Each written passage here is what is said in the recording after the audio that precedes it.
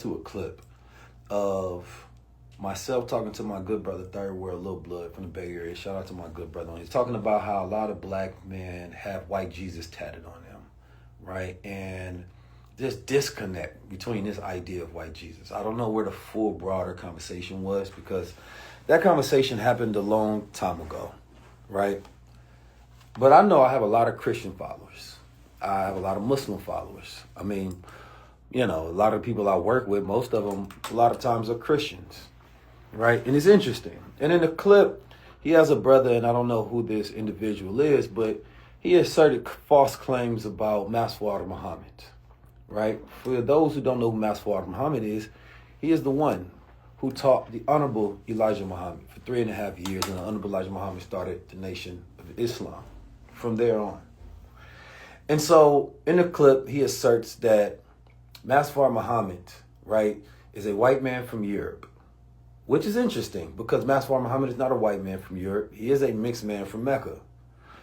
And when I think about our Christian brothers and I think about black Muslims, they have something in common actually in that regard, that both of them have what could be considered a savior from the Middle East. And so I don't think it's so odd that black Muslims in America believe that a man came from the Middle East, gave them knowledge of self, taught one amongst them, raised him up, and the reality of what the Honorable Elijah Muhammad done is the Nation of Islam and the ripple effect that had on the consciousness of the planet Earth, right? And so by definition, you have to perceive that for what it is. The Honorable Elijah Muhammad is one of the greatest businessmen, right, in American history as well. He was the one that built the greatest economic blueprint that actually thrived during our time. And so I think what we really have here is this case, right, and why black Christians and Muslims almost never get along. And I don't think they realize why they don't get along, right, and why they always arguing. Because the Honorable Elijah Muhammad had a quote that said that we can argue about religion when we're free. And I love it. I love that quote. And Minister Farrakhan, he said something. He said, I'm a Christian and I'm a Muslim. And I'm paraphrasing. But he said, when you have true knowledge yourself, right, and you understand that religion, then you can see it in someone, right, whether they call themselves a Christian or Muslim, right? And I believe that to be true because there's a lot of people with faith but not understanding. And then I had to think about, as I'm getting called out by an individual, right, who obviously wants to bait me into a debate or back and forth, or whatever it is, but he's mocking what he considers to be my belief. And of course, he's doing it with lies, but he probably doesn't know that or obviously doesn't care because this had to go through the editing room, thought this was a good idea, and said, let me challenge the Nation of Islam, which is in a 30-year anniversary of the Million Man March. And the Million Man March was a movement, right, of 1 million plus black men. It was Christian leaders, Muslim leaders, entertainment, athletes, all came together. Why? It was a central idea of atonement and unity. And at a time in 2025, 30-year anniversary, we actually need that more than ever. So if y'all notice, y'all have never seen me argue with a Christian man about religion before. And there's a reason that I don't do that. Number one, I am not a religious scholar, right? There's a brother named Dr. Wesley Muhammad. Now, he is a scholar. And he can give you a full education and breakdown so that there is no mistakes. And I think he's one of the best representatives that the Nation of Islam has when it comes to giving one enlightenment on the knowledge, right, that comes from the Nation of Islam. And so when Jesus was mocked, though, by Roman soldiers, you understand me? He said, forgive them, Father, for they know not what they do. And the thing about Muslims is we believe in Yahweh. We believe in Jesus, right? Chapter 19, verse 19 is one of the first times it talks about the birth of Christ in the Holy Quran. And when I think about Christ consciousness, of course, we have different interpretations of things, right? But I think about when a person ascends to that level to where they're in complete alignment with that higher consciousness. And what we don't see oftentimes is Yes, Yahweh, I am, I am. What we don't see a lot of times is you don't see a lot of like Christians and Jews having these kind of conversations. And the reason we don't is because in psychology, when things are familiar, there's a fear of replacement. So there's this narcissism that happens within Islam and Christianity, right? Where black Muslims and Christians want to go fight their Christian brothers and Muslims want to fight, right? Or Christians want to fight their Muslim brothers and Muslims want to fight their Christian brothers. We just go back and forth and argue, all while someone else is running things around us. Because I thought it was interesting that they put in a clip about Christian nationalists. And of course, the young lady, she was posing a question that I thought was pretty idiotic because, you know, I'm a little more studied than that. But the problem in America is Christian nationalists right now. The problem in America is not black Muslims. The problem in America is not 19 Keys. So I would think that we would have greater things to do with our platform, especially when you have this great platform, to influence your Christian brothers than to be more Christian, be more Christ-like, be like Jesus. Jesus stood with the people in the streets. He stood against empire, and he stood with the revolutionaries. Most people operating on what Paul would do, just have faith and that's enough. But it actually requires action. We're living in a time where we actually need to have a rebirth of this black and this Christian alliance, where we figure out how to work together.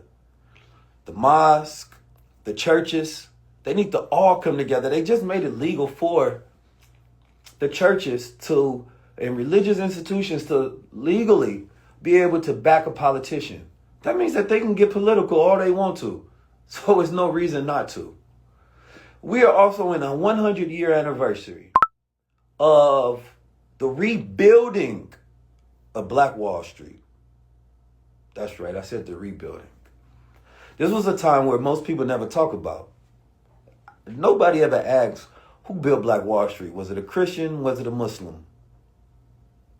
And at that time, and I'll drop the video, they actually did a whole parade. And it was a showcase of their resilience.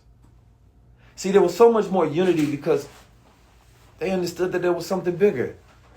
That their open enemy didn't care whether they was Christian or Muslim when they stopped them. No. They have a fear of their rise. Point blank, period. They had Martin Luther King in the book. They had Malcolm X in the book. They had Stokely Carmichael in the book. They had Honorable Elijah Muhammad in the book. They wasn't saying whether the Messiah is going to be Christian or Muslim. They just had a fear of the black Messiah. One who had that persuasion, one who had that community, one who had the ability to rile up this black nation and get them to act civilized and get them to do for self.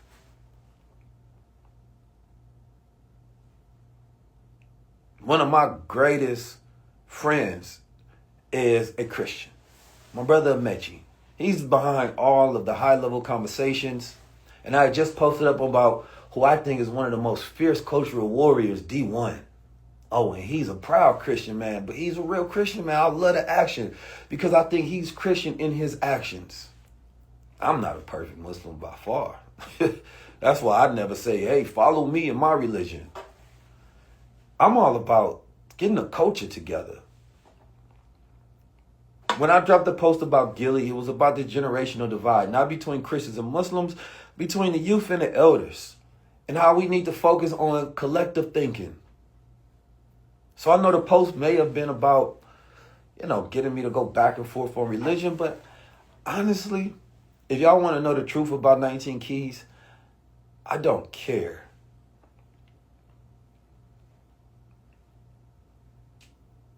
The best religion is to treat people how you want to be treated. It's the golden rule. It's found in all the books. I don't care about debating someone on who's right or wrong. Our good brother Billy Carson had a debate with a white Christian scholar, and they considered him to lose that. And after that, the whole Christian world emerged against him. He's the false Messiah. He's this. They was at him. He went a whole entire tour. I took down the great Billy Carson. And then there was a bunch of people that saying, well, actually, you was wrong as well. And I used to think about it. I used to say, man, debates are interesting because it's about who's more right at that moment, not who's actually correct. right? Because in a debate, you really got to be prepared to defend your point. But it's not about truth. Similar to in the courtroom, who can put up the best argument? Who can make the best defense? And so Christians and Muslims have debates all the time.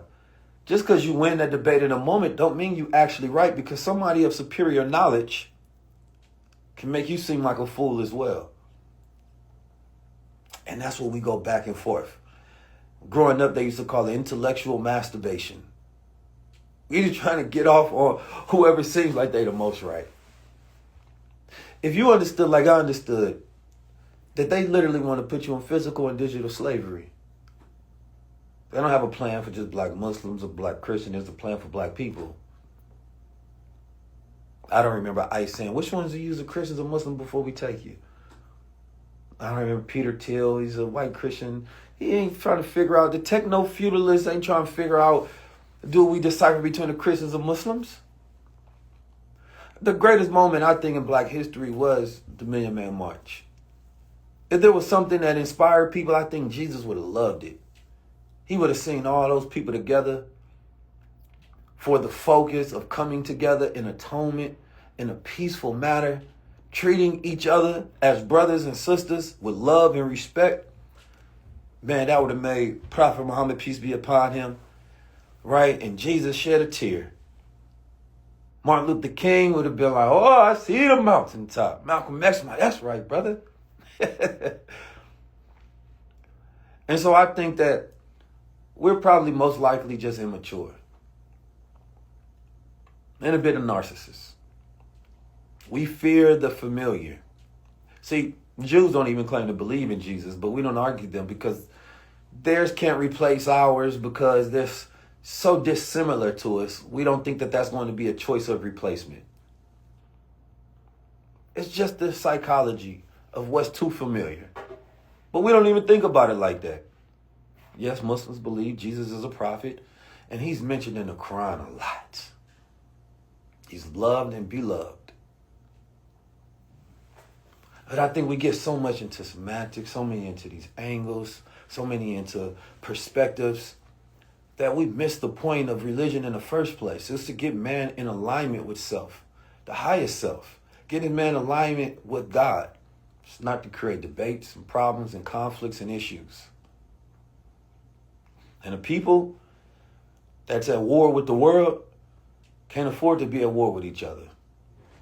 It's a lose-lose battle.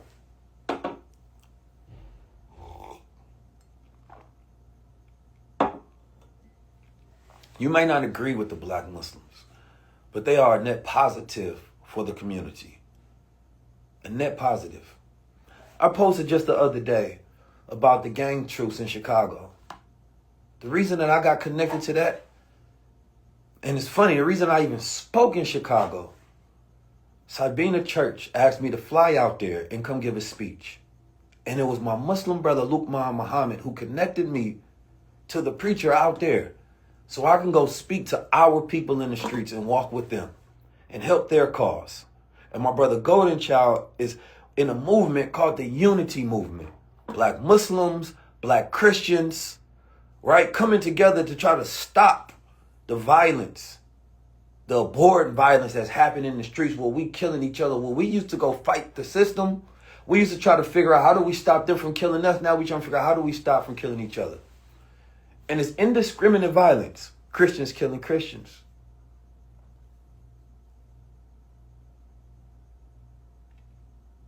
That's the problem.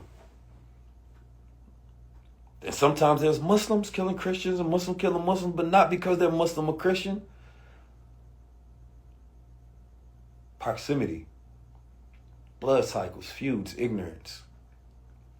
And nobody talks about the net positive that Islam is having on the gang culture in Chicago. What a lot of brothers are thinking twice and wanting to change their ways.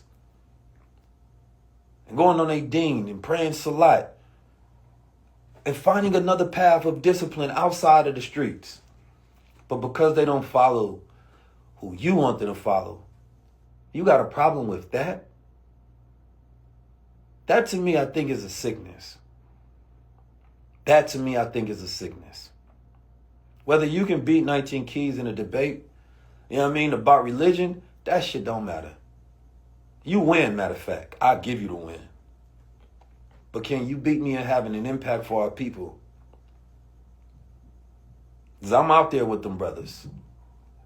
I see the brothers that's locked up in prison and tell them how I'm helping change their life and they're in a more disciplined path. Having a financial or spiritual, economic or physical impact. Can you beat me in that? That's the debate. Because I've been one of the most influential thought leaders of our generation. Beat me in that. Let's debate there. That's only. Debate with the actions of how we helping our people. Debate with who's being more like Christ. Who's being more like Jesus, not just who's following him or who's saying they follow him or who calls him God. To me, that don't matter. I think we got a sick culture. And I think our generation can do something different than what the old generation did, which is just debate about theology. I think we have already been through the revolution. We have all of the tools that we will ever need to make change. This tour that I'm doing is not 19 Keys tour. It is about the Renaissance culture, because a Renaissance means rebirth, a rebirth of culture, a reawakening. A reawakening of the values that we need to be installed in the culture, because where do we go from here? Where do we go from here? Who is the pastor that can call all the pastors together?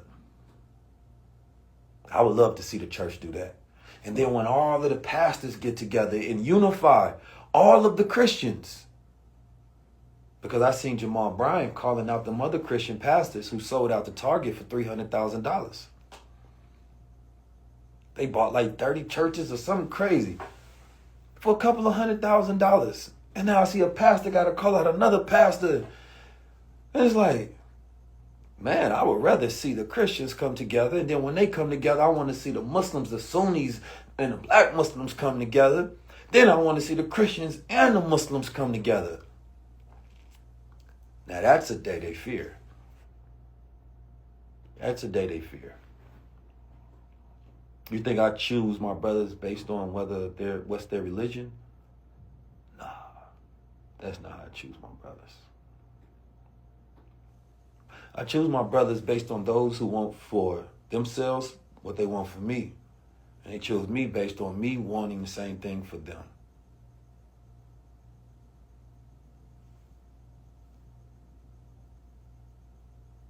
Because that's what matters.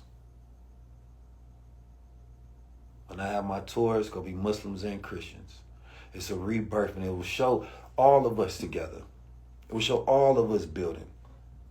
Right? It will show how we have a cultural change and an impact on our economics, our entertainment industry, of us owning our culture and have a cultural sovereignty.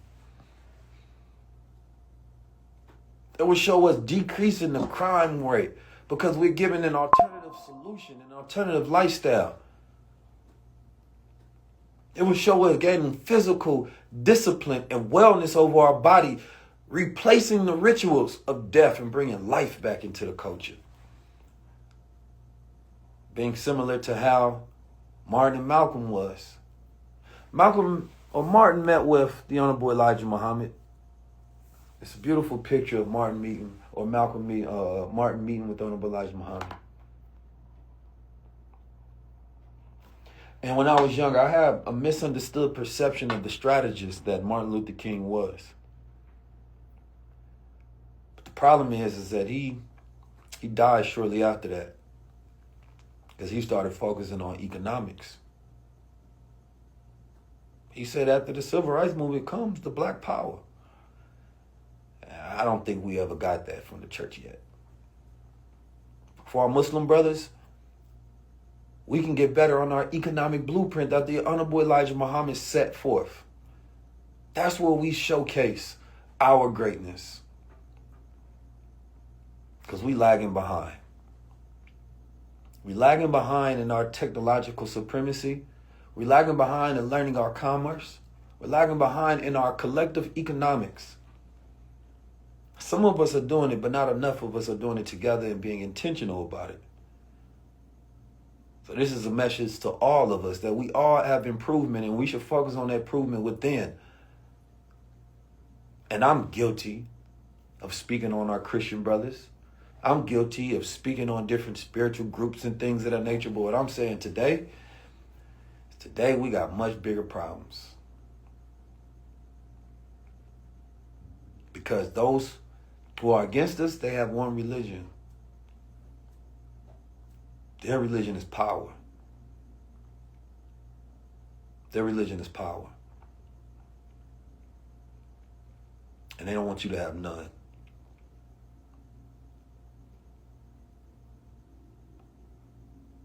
So I want y'all to hear me clearly. All my brothers as Christians, Muslims, Moors, Hebrew, Israelite, whoever you are out there, I have no venom towards you whatsoever. It's a call for unity. Because it's unite or die. They're not coming after just one of us. They're coming after all of us. So we have to save ourselves through unity. Today I had a whole nother message that I wanted to get through. I had a whole nother message that I wanted to talk about. I wanted to come on here and talk about Bitcoin and crypto and talk to y'all about the tour and what we doing and gotta sell tickets and all of this stuff, but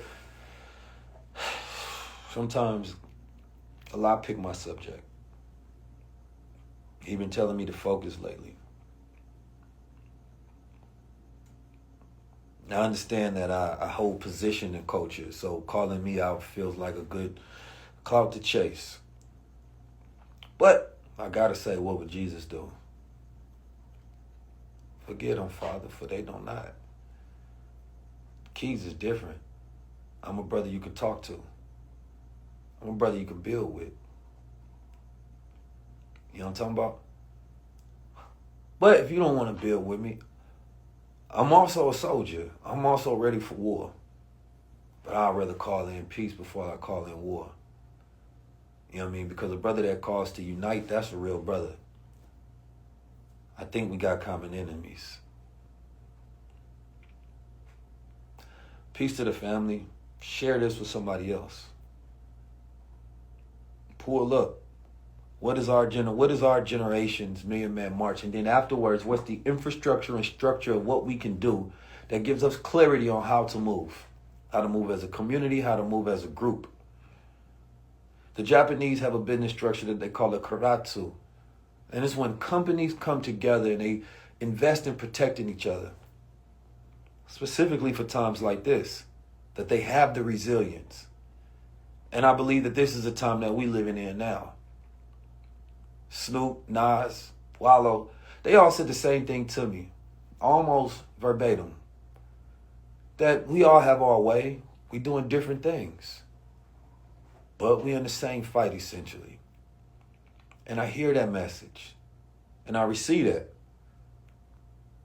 But there's no reason that we can't do it together. That's when it actually has the most effect and impact. Because our greatest issue is our lack of communication. Our greatest issue is that we're in competition with each other. Our greatest issue is our lack of unity.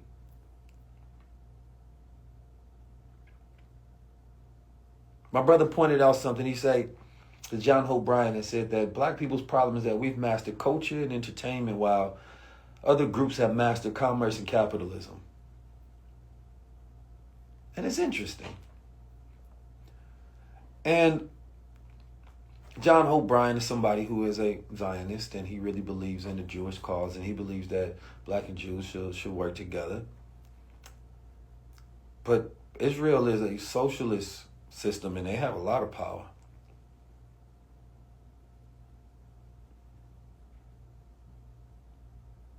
You know what I'm saying? Like, when you see that kosher mark, they have a kosher mark on there because that's licensed out and it makes money. And that money is utilized to go back into the culture. They have these systems set up on the back end on how they look out for each other. But see, the problem is that we can use capitalism, but when we become capitalists, we're just in competition with each other. There cannot be unity amongst a bunch of capitalists. We become Machiavellian, shrewd, ready to step over the next person at any, no matter what it costs to get your way. And I don't believe that we've mastered culture. I believe we've mastered the entertainment. But culture is complexity. Culture is consciousness in motion. So culture is complex. It's not one thing. We've turned entertainment into culture. But culture is economics, it's spirituality. It is your media, right? Culture is your entertainment. It is a multitude of things that you can look at to grade a culture. You don't grade a culture by how great of entertainment they are. What's their economics? We haven't mastered culture. We have mastered aspects of culture. And other cultures have mastered us.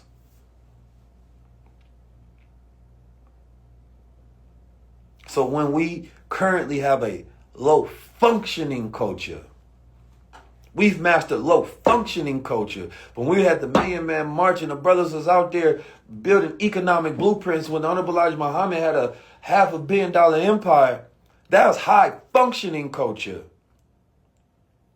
When hip hop was a reflection of culture and instead it became cannibalistic.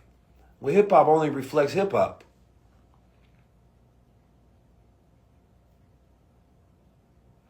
Hip hop only reflects hip hop now. They just talk about themselves. They used to talk about fight the power, F the police, and fight the system. It was a reflection of not just the drug dealers, but the activists and revolutionaries. It was a reflection of all the environment of culture. It was a reflection of the dance, the movement, all the things that was happening.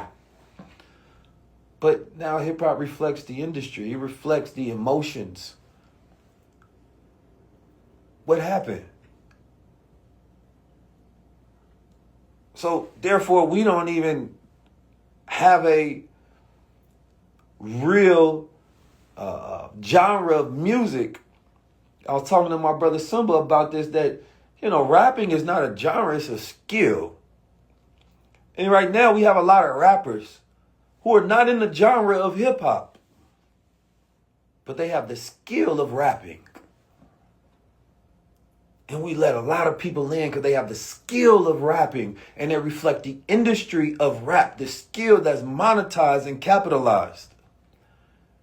And other cultures benefit off the degradation of anti-blackness. You can disrespect your sister, and the main enemy in hip hop is who? The main enemy in hip hop is you. It's a black man. Drill music is about hunting other black men.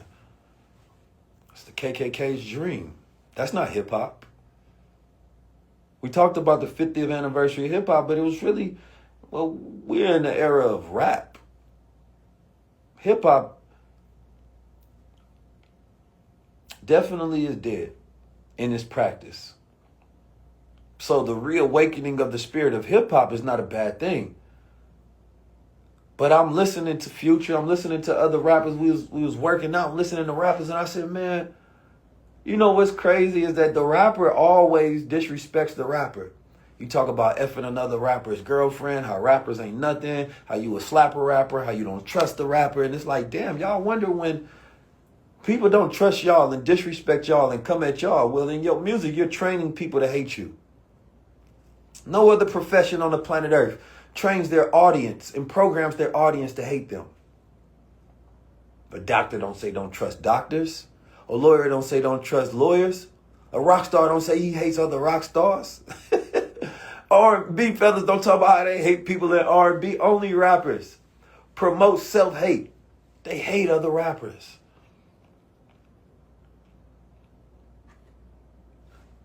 He ain't talking about how he don't like the labels and how he don't like how the system treats us. He don't like the environment. He don't talk about he don't like the mentality that men have. He just hate the man. It's so simple-minded. And because we don't have a time to think, we just want to vibe. We just want to vibe. Non-thinking music. And when you don't think, there's no consciousness, and you're the easiest to be manipulated and controlled.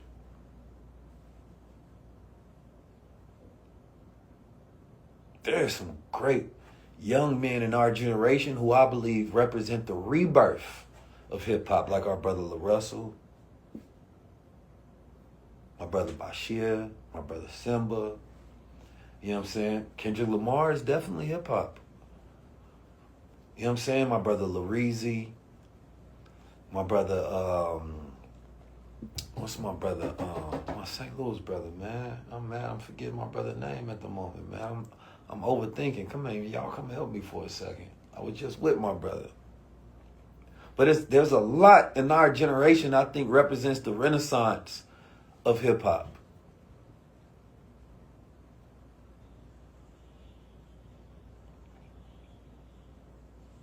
But AJ McQueen, my brother AJ McQueen, yes.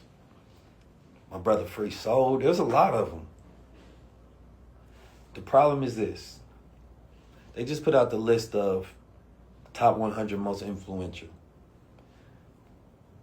There's a thing called brand safe. Brand safe is essentially saying, are you safe enough for brands to put money behind you and stand with you?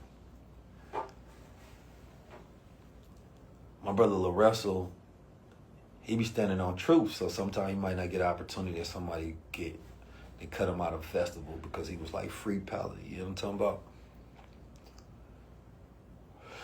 So it doesn't matter if you're actually influential. It doesn't matter if you're actually talented.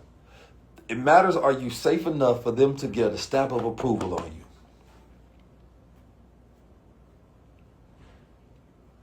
you? And what does that really mean? Because when they start giving you awards and they start praising you, they start controlling you, saying that if you don't keep doing these things, right, and you don't stay in this brand safe box, then we won't let you in the room no more. They control you with this access. There's only like 1 to 3 podcasts in history that's ever been long form without a single sponsor that's gotten over 70 million views, and mine is one of them. But the Boule Black organizations ain't never gave me no credit. It doesn't matter that I'm more influential. Doesn't matter we have more impact. Doesn't matter that we do things greater. No, what matters is what's brand safe. So when I see lists and I see awards, I don't really give credit to those things or credence to them because they don't represent reality. That's why we want to put together our own list of who really is the most influential, not who's the most influentially brand safe. I think that's what matters the most. And that's a big problem. And that's something that we haven't as a culture admitted. And a lot of people don't know how this game goes, but I do. I've been in it long enough to understand it.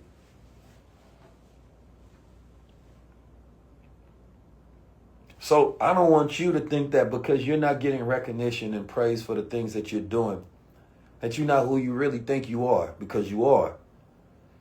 But sometimes you're not getting the recognition, not because you're not doing the right thing, but you're doing the thing too right. When you're too righteous and too real,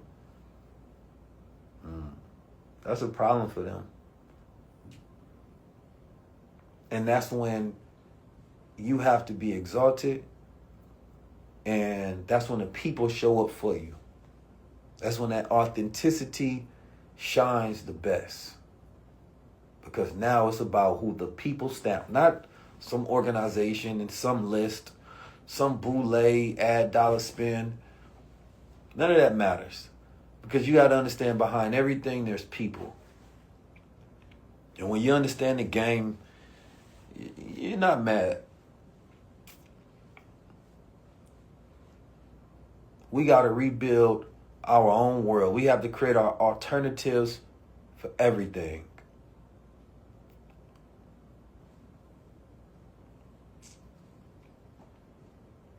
So again, this is the era of the Renaissance, and Harlem Renaissance. It was the artists that led it. The artists created new music. They created new paintings. right? They had a representation of the culture, but this time we can not just do it just with the art, but we do it with the ownership.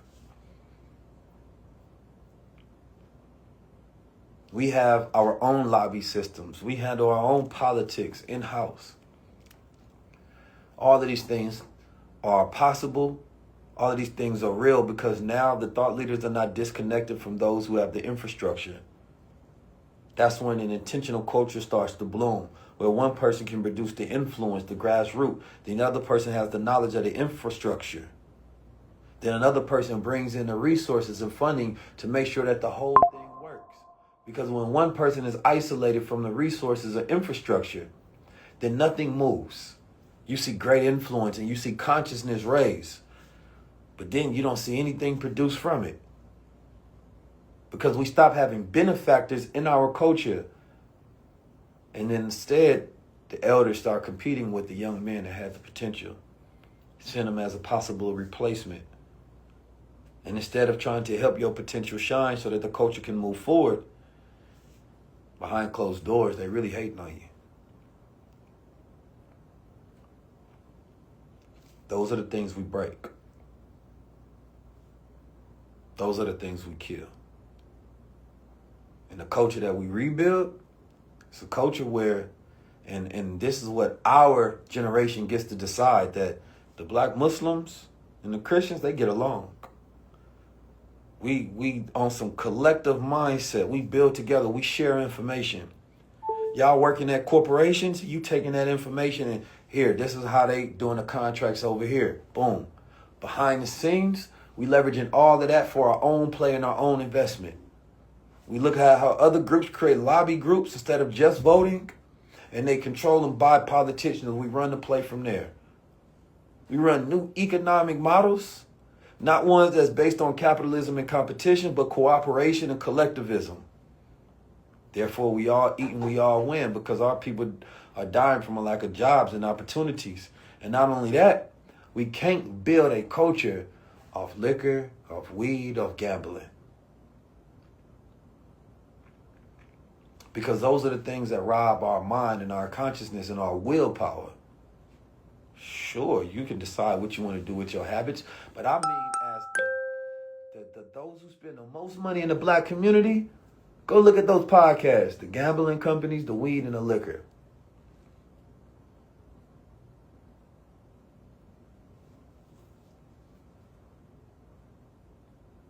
Obviously, something needs to change, and it's at our habits and our ritual level because Hollywood sold us our rituals, and that became our identity. We watch Hollywood movies on how men drink alcohol. You understand me? And you drown yourself in problems, and you're drinking another beer. The liquor industry lobbied Hollywood to do that. They paid them to create those scenes and create association. It was all programming.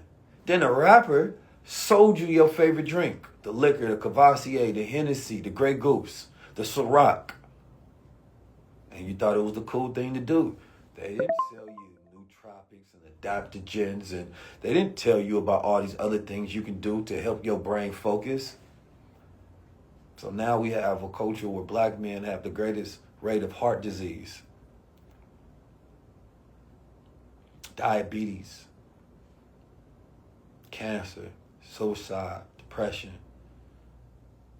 financial nihilism and poverty and stress-induced poverty. And we want to sell them things that actually make the problem worse?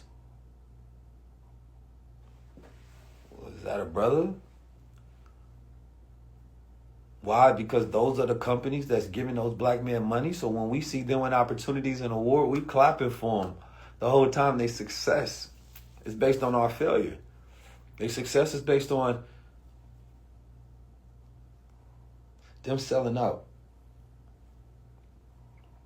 You're the victim at the end of their success. And sure, you might do some turkey giveaways, might do some good in the hood, but is it a net positive? And so that's why part of what we're producing is a cultural renaissance to where we can be sold something else because our consciousness has shifted. And I've been telling people this for years. My success. High-level conversations is a top 0.01% platform in the world. Nothing like it, but it represented a signal that we was thirsty for intellect, thirsty for change. We wanted to hear high-level conversations.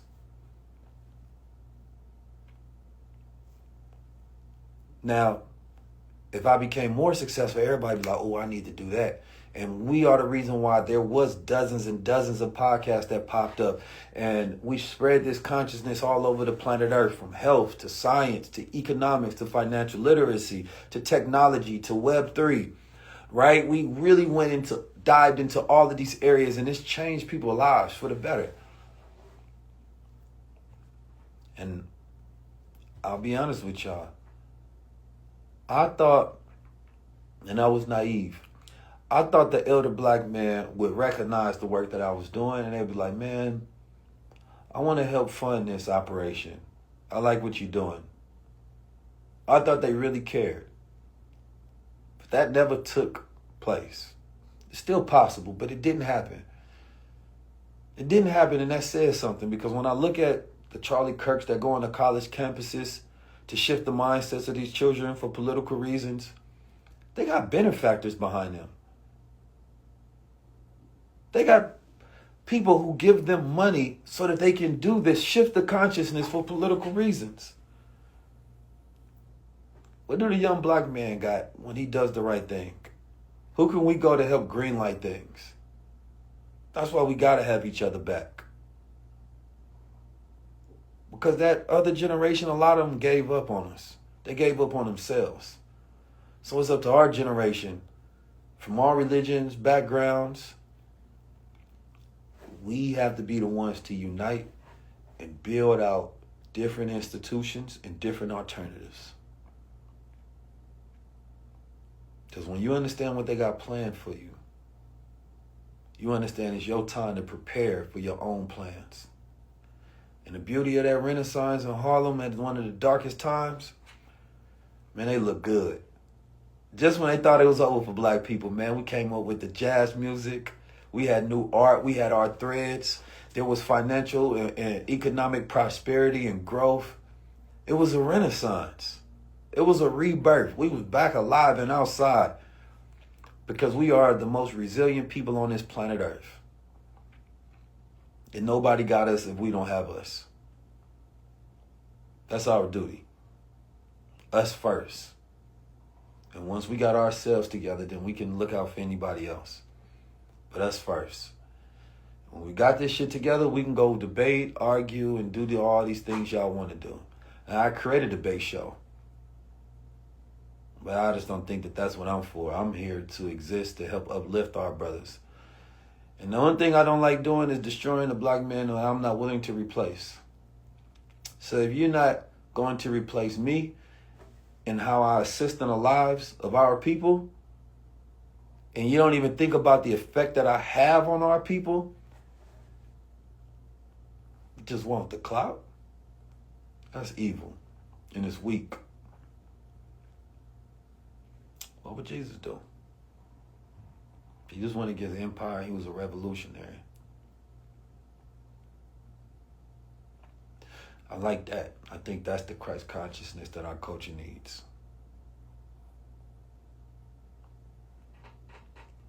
Listen,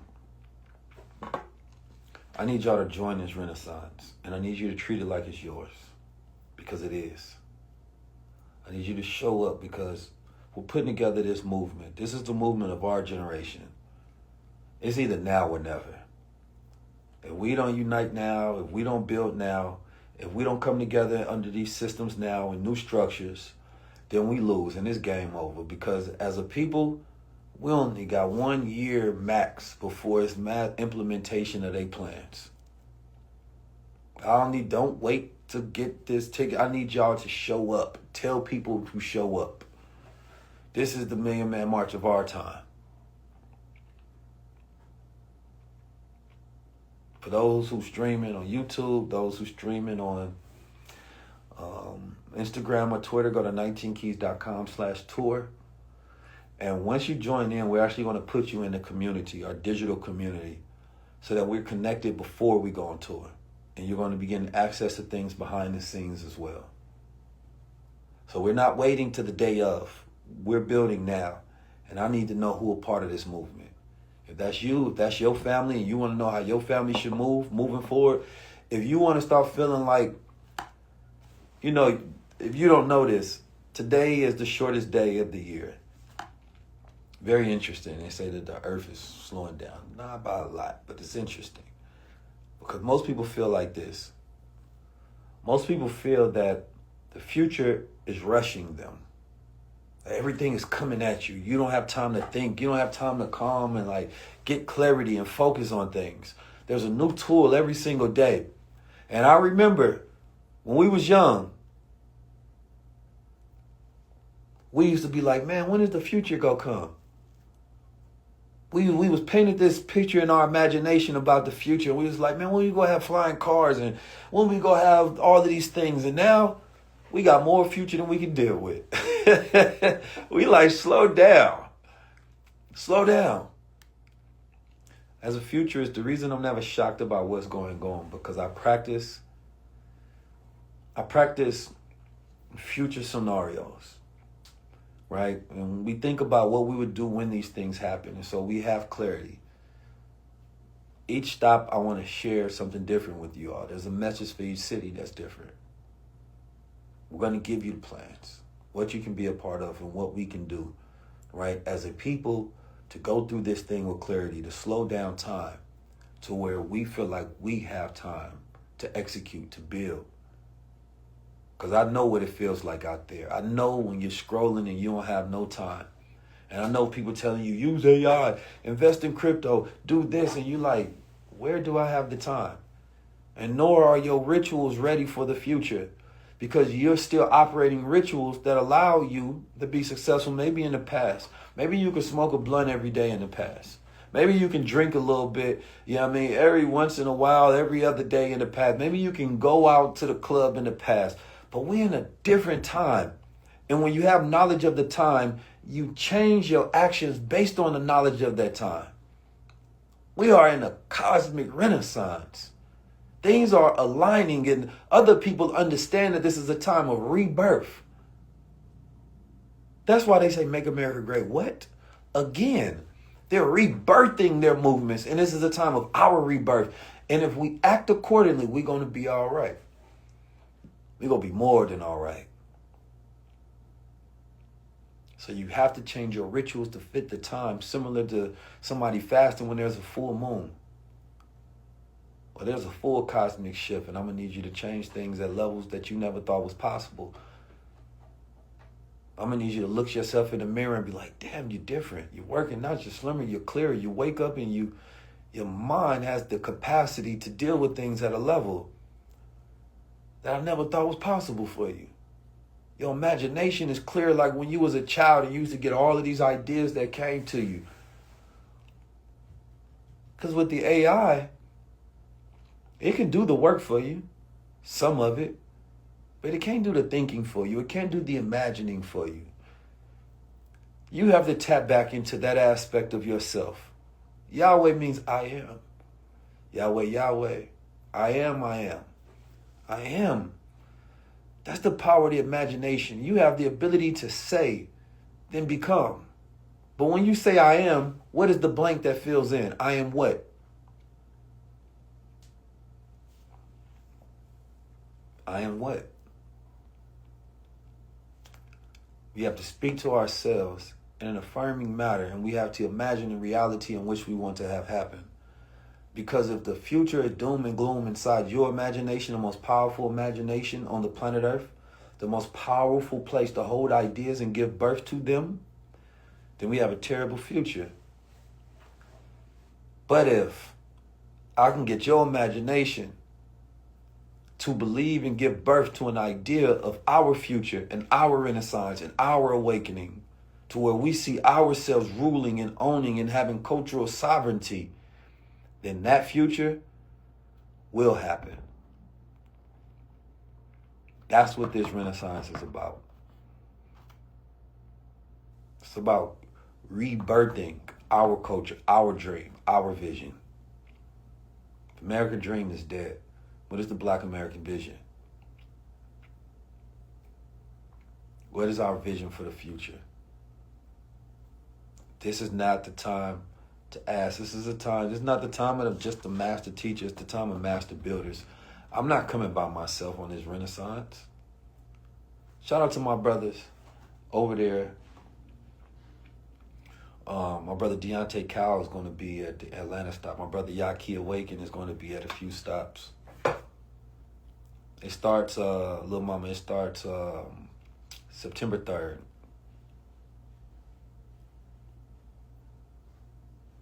So, Rico Jones, I'm not with no division. If you go back to listen to this, I'm with all unity. People may try to get me to be divided. I'm only divided against those who are against me for doing the right thing. If that's your problem with me, then we can go to war. I don't have no problem with that. I grew up in the ranks. But I just want unity for my people. I just want us to have cultural ownership and power. I just want to see my brothers healthy. I want to see us wealthy. I want to see us free. I want to see my mother and my father at 100%. I want to see my brothers and sisters and my aunties and uncles at the healthiest they ever been and have the ability to travel and experience life. You understand me? And experience to see the future change in a way that they never thought. Not from a technological standpoint, from a cultural standpoint. I want to see the generation before. I want them to see us do everything that they wish they could. That's what I want to see for us. I want to see us make shifts that we never thought was possible. I love us way too much to ever give up on us. You know what I mean? I don't have days that's dark. But I never have days where I stay in the dark. Because darkness is an arc. It is just to get through. In dark times is where we give birth. Because we're all born in the darkness. And you got to go through that pain in order to give birth. So that dark time that you're going through, nobody sees it. Nobody see you cry. Nobody see you suffer. Nobody see your anxiety. Nobody see the pain you don't share and the mass that you do. But you have to know that it's for something. Don't give up on life. Don't give up on this future. The best times are yet to come, and you don't want to miss out on this. I'm telling you, the best times for us are yet to come. Don't let them take your imagination and use it against you by you incubating their ideas in your mind. Don't do that. Reject their idea of the future and respect your own. Respect your brother, respect yourself. There's somebody right now that's thinking about taking revenge on somebody. Don't do it. Forgive yourself, forgive them, not for them, but for you. Give each other grace, give each other space. Forgive them for they know not. Hey, that's what Jesus did, right? They mocked that man. He say, forgive them, Father, for they do not know. I think that if we practice what Martin Luther King did outside the culture, inside the culture, I think we'd be all right. I don't think there's a problem with sometimes calling each other out, sometimes having constructive criticism for the point of elevation. But we have to have our intentions together. So this has been a stream, you know what I mean, of appreciation, of love to our people. I'm just your brother. An imperfect brother that was born the way I was born and raised the way that I was raised to be exactly who I am today. I couldn't do nothing else but this. This is what I was made for. This is my frequency. I'm looking forward to you shining and producing your potential in reality and seeing your frequency as well. I'm going to see y'all at the Renaissance. I'll see y'all there. I want y'all shining and looking good. I want y'all looking good. I mean, you know what I'm saying? Put it on. Show up. I mean, put it on. You know what I'm talking about? Put it on. Put it on. I mean that, though. You know what I mean? All of the smell goods and everything. You feel me? Step into the future with me. You know what I'm saying? I refuse. I refuse to be a pessimistic sucker about reality, man. I refuse to allow them to have me just stuck in this bleak, jaded sense about reality to where I'm just trying to bully my brother instead of fight the real enemy. And most of the real enemy, it ain't some person that's standing in front of you blocking your blessings. It's you. It's the way we eat, the way we think, the way we feel about ourselves. It's the actions we don't take that we regret. It's the lack of love that we have for ourselves and each other. That's the reality. And that's it. So when I say save yourself, I'm talking about unifying and changing the habits that you live. I'm talking about preparing your mind for what's to come. We will not only survive, we will thrive, and we will build wealth, and we will evolve. Peace, family, peace and love. For those who want to help sponsor the tour, to sponsor this Renaissance and have things to add, you can email us at 19keys@19keys.com. We actually have a sheet as well that I'll drop inside of our chat here on Instagram, right, to where you can be a part of this.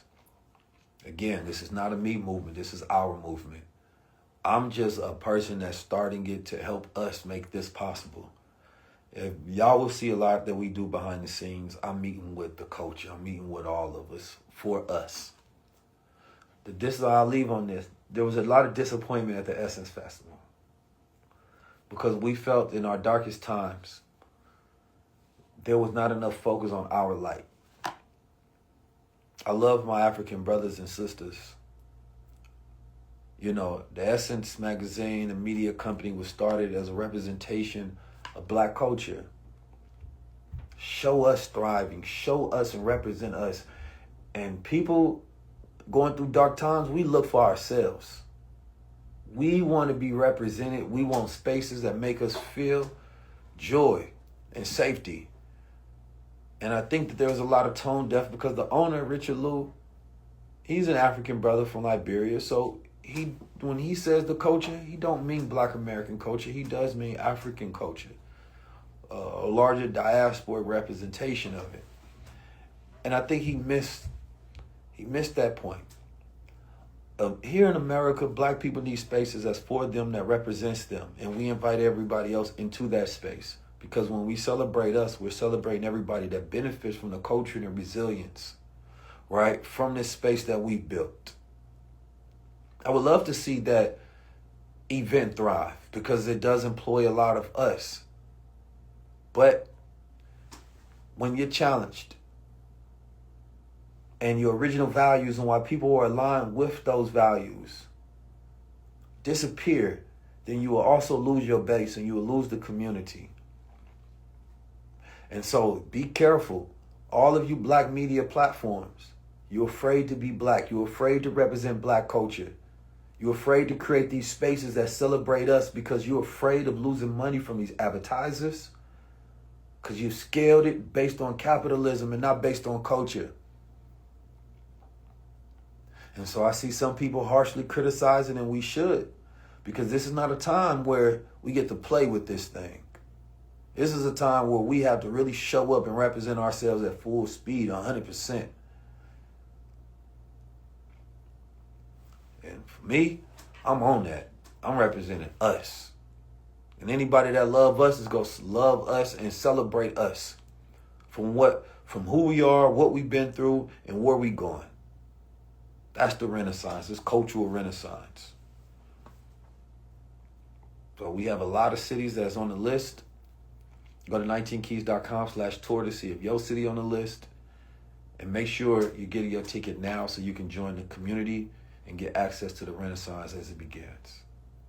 Peace, family. I look forward to see what you will be adding to this tour as well, what you'll be adding to this Renaissance. Is it a Renaissance of art, music, business, right? I want you all to, and I'll put some information as you're studying what a Renaissance is. I want to see what you're adding to it. Take ownership of this time that we're living in. Peace to the family. Peace to all my Christian brothers. Assalamu alaikum to my Muslim brothers. Shalom to my other brothers. You know, talking about whatever language. I greet you in peace and unity. Peace to the family, man. I see y'all on tour. And please grab your tickets now, not later. For those who are online, all you have to do is scan that QR code, and that will give you access to 19keys.com/tour.